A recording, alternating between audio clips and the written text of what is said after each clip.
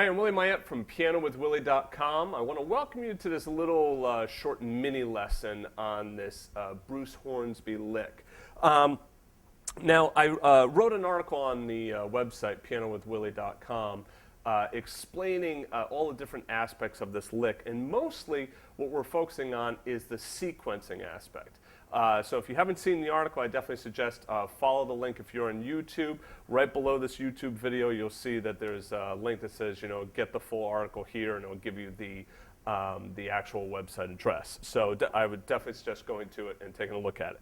Now, what I just played there, the first part was a lick that actually Bruce Hornsby played on the song The Way It Is. The second one is a lick that I created using some of the same concepts that he did, in his improvisation. So let's go through that quickly. Now his is based on this basic sequencing pattern. Okay, and then here this is where it's a little bit different. But what's happening is he's using that E minor pentatonic scale. Okay, and these concepts that I'm going to show you are fantastic for use on that pentatonic scale. So if you're a guitar player or whatnot, whatever it is you play, improvising over that pentatonic scale, this is the stuff that you're definitely going to want to know to get some of that cool advanced sound on the pentatonic scale. All right, so here's your E minor pentatonic scale. The notes are already up there, so I don't have to tell you what they are. And basically what he's doing is he's starting on the E, right, then goes up to the A. Now notice this pattern here. See how it's going up a fourth and then going up a step. And I'm just taking my hands, and what I want you to do is think of this as copy, all right, and then move it over, paste, all right? So think of copy and paste. So I'm taking this pattern, this shape, I'm copying it there, and I'm pasting it up a fourth higher on A. And then I go up. I could do it on D, but he actually just moves up back to E, all right, and then pastes it back up on E. So it moves up a fourth and then moves back up a fifth. You can also just think of it as this whole pattern, E and A, being copied up here. Now, up here he does something a little bit different, and I explain it fully in the lesson on the site. And by the way, we are running a special for the next couple of days, so if you happen to see this video in the next couple of days, you can get the DVD on special. At the very top, it's on an E minor chord, so he's actually playing the fifth, the seventh of the chord, and then up to the third, and then something on a D, something like that, which is the fifth and the third. If you can't reach the tenths down here, you can just do root 5 root like that. So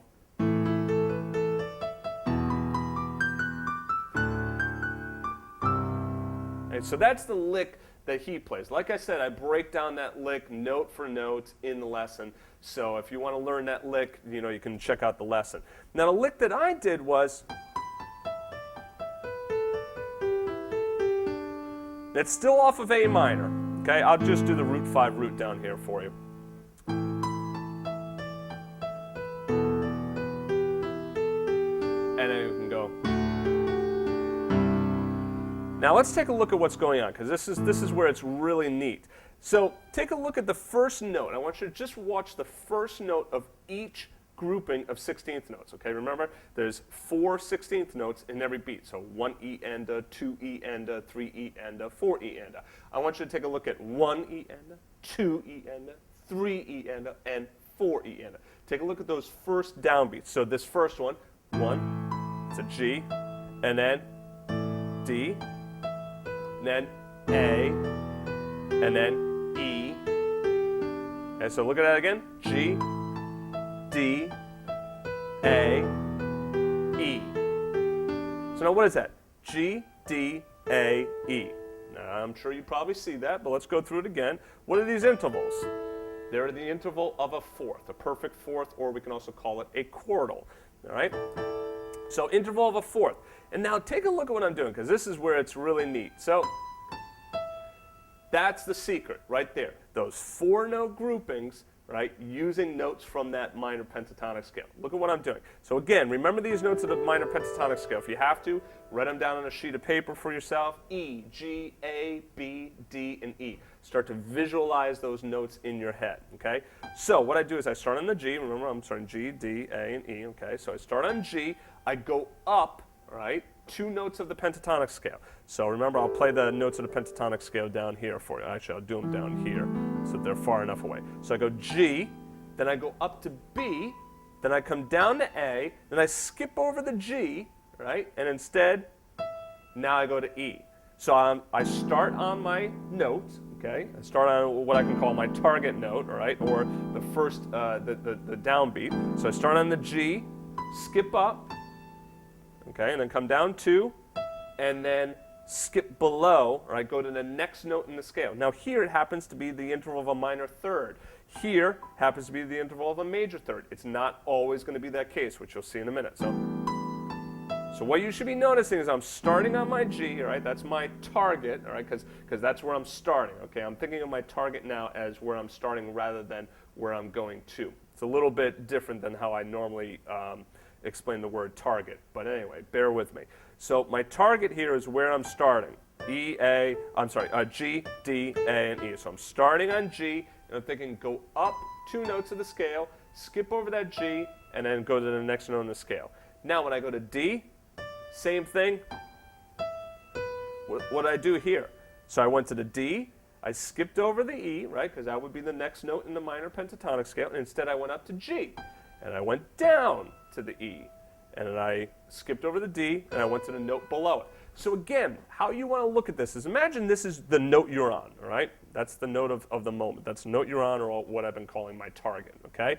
What I'm doing is I'm going above that target note and going below that target note. But these above notes and below notes are only notes from the minor pentatonic scale. Real important.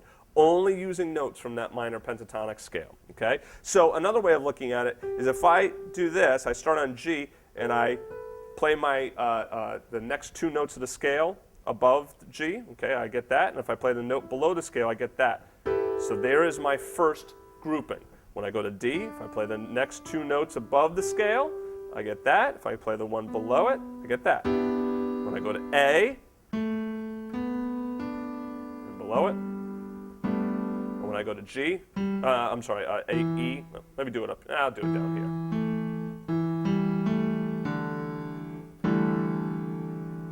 Okay? And the pattern is skipping up, coming down.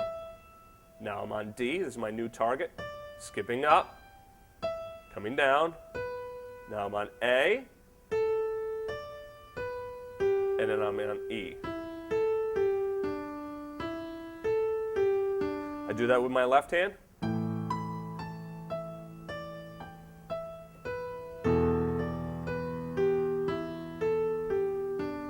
And then I can go to the D.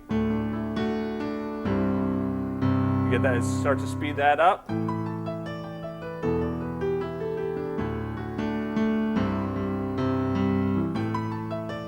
Sorry.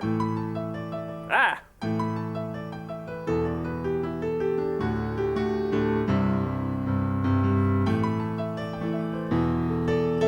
That's the other thing you can do as well, is you can play just the first part. So,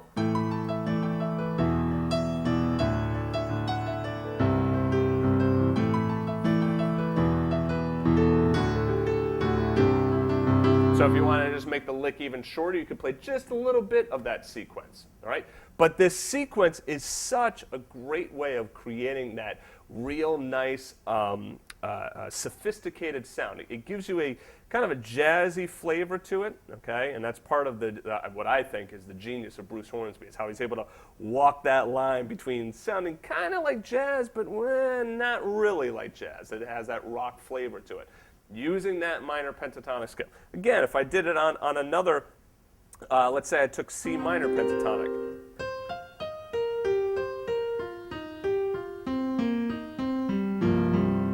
Okay, so I can get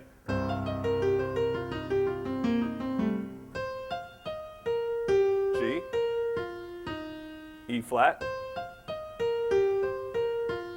So I don't have to stay on that same interval either. So let's say I do it on C, then I go down to G. If I wanted to go to D, the problem is obviously you can see that D is not part of that minor pentatonic scale, but I could go back to C. Right? So I could just go from C to G to C to G. But the main thing that you'll notice is that I'm skipping up, playing the 2 notes above that note, and playing the 1 note below it. and then a G.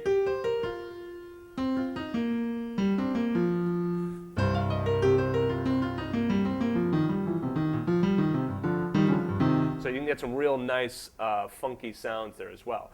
Now, you don't have to just do that sequence. You could do something different. If we go back to the A minor again, so I did that one, right? I could have just as easily gone.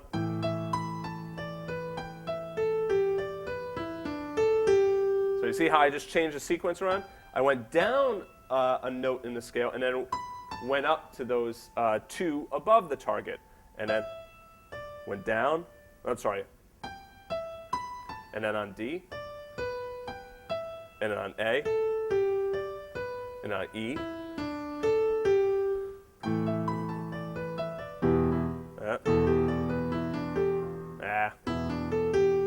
So obviously, stuff, this is what you practice. You could try doing these different patterns.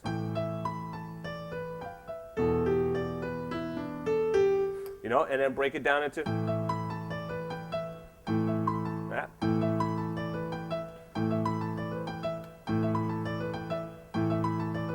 Start to speed it up, feel comfortable with it, then do the one on E. And then you can start to hear now how that creates some nice linear motion in your lines, but also a little bit of that jagged. Instead of just like going down the scale or going up the scale, it provides like, you're going up and down, those peaks and valleys, right? So it creates a real sophisticated sound.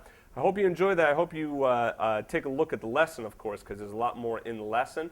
But if you don't, and this is all you take a look at, there's a lot of information right here that if you practice it and you put some work into it, you're going to see some really cool results. So hope I'll see you in the lesson, and take care.